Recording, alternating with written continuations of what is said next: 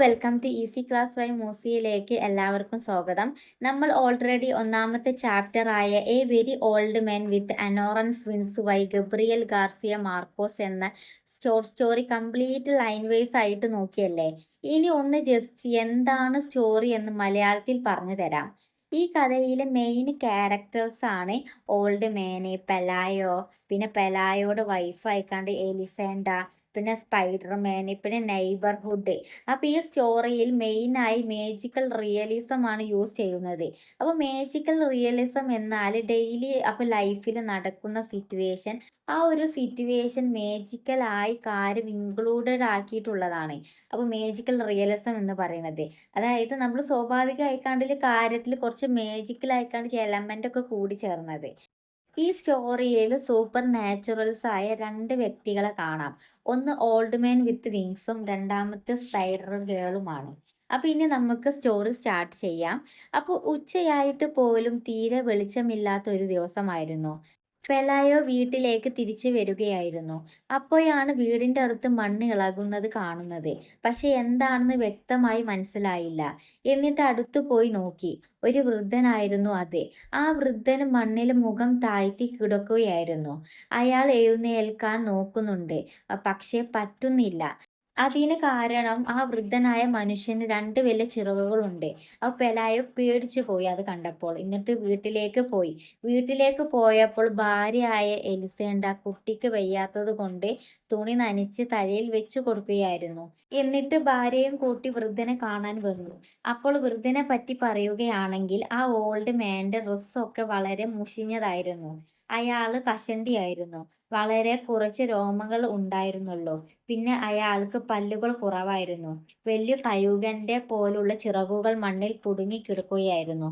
നനിഞ്ഞു കുതിർന്ന ഒരു മുതുമുത്തശ്ശനെ പോലെ തോന്നും കണ്ടാല്. അപ്പൊ കുറെ പെലായ നോക്കി നിന്നു. അപ്പോൾ പെലായക്കും ഭാര്യക്കും ധൈര്യം വന്നു സംസാരിക്കാൻ. അപ്പൊ എന്നിട്ട് അവർ സംസാരിച്ചു. പക്ഷെ ആ വൃദ്ധൻ പറഞ്ഞ ഭാഷ അവർക്ക് മനസ്സിലായില്ല. അവർ വിചാരിച്ചു ചിലപ്പോൾ കപ്പൽ തകർന്ന് കരക്കടിഞ്ഞതാവുമെന്ന് വിചാരിച്ചു.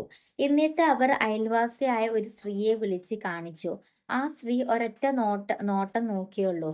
അപ്പോൾ തന്നെ പറഞ്ഞു, ഇത് ഒരു ഏഞ്ചൽ ആണ്.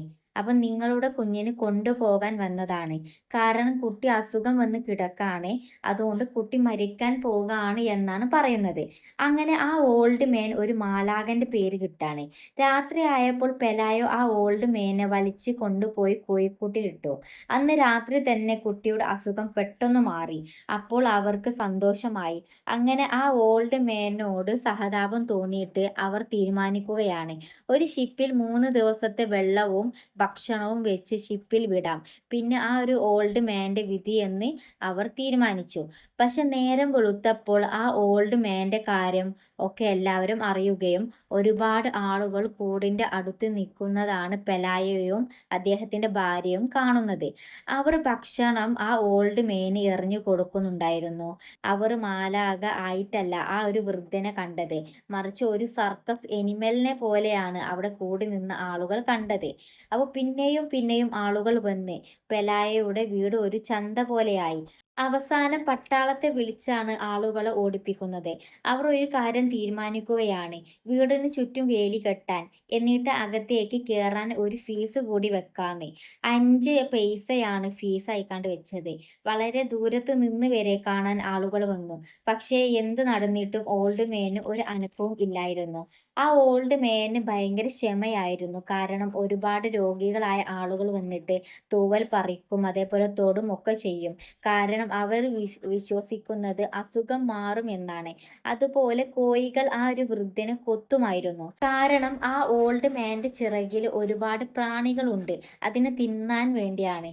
ഇതെല്ലാം സഹിച്ച് ക്ഷമയോടെ ആ കൂട്ടിൽ നിന്നു. ഇതിന്റെ ഇടക്കാണ് ടൗണിൽ ഒരു ട്രാവലിംഗ് ഷോ ഉണ്ടാകുന്നത്. ആ ഷോയിന്റെ അട്രാക്ഷൻ എന്നാൽ സ്പൈഡർ ആയ ഒരു സ്ത്രീ ആയിരുന്നു. അപ്പൊ ഇവരെ കാണാനുള്ള ഫീസ് മാലാഖനേക്കാൾ കുറവായിരുന്നു. അതുപോലെ വരുന്നവർക്ക് എന്ത് ചോദ്യം വേണമെങ്കിലും ചോദിക്കാമായിരുന്നു. അപ്പോൾ ആളുകൾ എല്ലാം അങ്ങോട്ട് പോയി. പക്ഷെ ഇത് പെലായോക്ക് പ്രശ്നമില്ലായിരുന്നു. കാരണം അവർക്ക് കൂടുതൽ പൈസ കിട്ടിയിരുന്നു. ആ പൈസ കൊണ്ട് അവർ 2 നില വീടും അതിൽ ബാൽക്കണിയും പൂന്തോട്ടവും ഉണ്ടായിരുന്നു. എന്നിട്ട് വല കൊണ്ട് ചുറ്റും കെട്ടി. കാരണം ഞണ്ട് കേറാതെ നിക്കാൻ വേണ്ടിയാണ്. കാരണം ഇപ്പൊ കടലിന്റെ അടുത്തായോണ്ട് ഞണ്ട് വീട്ടിലേക്ക് കേറാന് ചാൻസ് ഉണ്ട്. അതുകൊണ്ട് എല്ലാ സ്ഥലത്തും കൂടി വല കെട്ടി. ജനലിൽ ഇരുമ്പ് പലക വെച്ചു. മാലാഖ കേറാതെ നിക്കാൻ വേണ്ടിയാണ്. എന്നിട്ട് അവരുടെ ജീവിതം തന്നെ മാറി. പക്ഷെ കോഴിക്കൂട് അവർ മറന്നുപോയി. അതിലായിരുന്നു മാലാഖ. അതുകൊണ്ട് മാലാഖയ്ക്കൊരു മാറ്റവും വന്നില്ല. ആ കോഴിക്കൂടിൽ നിന്ന് വളരെ മോശമായിക്കാണ്ട് സ്മെല്ല് വരാൻ വേണ്ടി തുടങ്ങി. അവർക്ക് ആദ്യം അതൊരു പ്രശ്നേനി. പിന്നെ ആ ഒരു പെലായക്ക് പിന്നെ അതൊരു പ്രശ്നമില്ലാതായി. പിന്നെ അതിന്റെ ശേഷം കുട്ടി ചെറുതായപ്പോൾ കുട്ടിനെ കൂടിന്റെ അടുത്തേക്ക് വിടില്ലായിരുന്നു. പക്ഷേ കുട്ടി വലുതായപ്പോൾ കുട്ടി മാലാഖന്റെ അടുത്ത് പോയി കളിക്കാൻ തുടങ്ങി.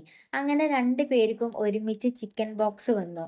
എന്നിട്ട് ആ ഒരു കുട്ടിനെ നോക്കാൻ വന്ന ഡോക്ടർക്ക് ആ മാലാഖനെയും നോക്കേണ്ടി വരാണ്. അപ്പോൾ ഡോക്ടർക്ക് ആ ഒരു മാലാഖന്റെ ഹൃദയത്തിൽ നിന്നും കിഡ്നിയിൽ നിന്നും സൗണ്ട് കേൾക്കാണ്. പക്ഷെ ഡോക്ടർക്ക് ആ മാലാഖനെ കണ്ടിട്ട് അത്ഭുതം തോന്നാണ്. കാരണം കാണാൻ സാധാ മനുഷ്യനായിരുന്നു. പിന്നെ എങ്ങനെയാണ് ചിറകുകൾ എന്നായിരുന്നു ഡോക്ടർ അപ്പം ചിന്തിച്ചിരുന്നത്. അങ്ങനെ കുറെ കാലം കഴിഞ്ഞ് മഴയും വെയിലും കൊണ്ട് ആ കോഴിക്കൂട് പൊളിഞ്ഞു. എന്നിട്ട് മാലാഖ പുറത്ത് അലിഞ്ഞു തിരിഞ്ഞു നടന്നു. പിന്നെ പെലായോക്ക് സങ്കടം തോന്നുകയും ഒരു പുതപ്പ് കൊടുക്കുകയും ഷെഡിൽ കിടക്കാൻ പറയുകയും ചെയ്തു. ഇങ്ങനെ നിൽക്കെ മാലാഖയ്ക്ക് ശരീരത്തിൽ ചൂടുള്ളതായി അവർക്ക് മനസ്സിലായി. അവർ വിചാരിച്ചു ഇപ്പോൾ മരിക്കും എന്ന്. എന്നാൽ വെയിലൊക്കെ വന്നപ്പോൾ അസുഖം മാറുകയും പുതിയ തൂവൽ വരികയും ചെയ്തു. അങ്ങനെ ഒരു ദിവസം രാവിലെ കിച്ചണിൽ ഉള്ളി അരിയുമ്പോൾ ഒരു വലിയ കാറ്റ് വീശി. അങ്ങനെ എലിസേണ്ട ജനലിലൂടെ നോക്കിയപ്പോൾ മാലാഖ പറക്കാൻ നോക്കാണ്. അങ്ങനെ എലിസേണ്ട നോക്കി നിൽക്കെ മാലാഖ വീടിന്റെ ഒക്കെ മേലെ കൂടെ പറന്നുപോയി മറയുന്നത് വരെ അവൾ നോക്കി നിന്നു. ഇനി അയാൾ ഒരു ശല്യമല്ല, മറിച്ച് കടലിന്റെ ചക്രവാളത്തിലെ ഒരു പൊട്ട് മാത്രമാണെന്ന് എലിസേൻഡ്ര ആലോചിക്കാണ് ആ ഒരു നിമിഷത്തില്. ഇതാണ് ഒന്നാമത്തെ ചാപ്റ്ററിലെ സ്റ്റോറി എന്ന് പറയുന്നത്. എല്ലാവർക്കും സ്റ്റോറി മനസ്സിലായി എന്ന് വിചാരിക്കുന്നു. ഇനി ഇതിലെ ക്വസ്റ്റ്യൻ ആൻസർ അതേപോലെ സമ്മറി ഒക്കെ ഞാൻ വേറൊരു വീഡിയോയിൽ അപ്ലോഡ് ചെയ്യുന്നതാണ്. അതുപോലെ ചാനൽ സബ്സ്ക്രൈബ് ചെയ്യാൻ മറക്കരുത്. കാരണം എന്നാലും ഞാൻ ഇനി വീഡിയോസ് വിടുമ്പോൾ നിങ്ങൾക്ക് പെട്ടെന്ന് നോട്ടിഫിക്കേഷൻ അയക്കാണ്ട് കിട്ടുകയുള്ളൂ.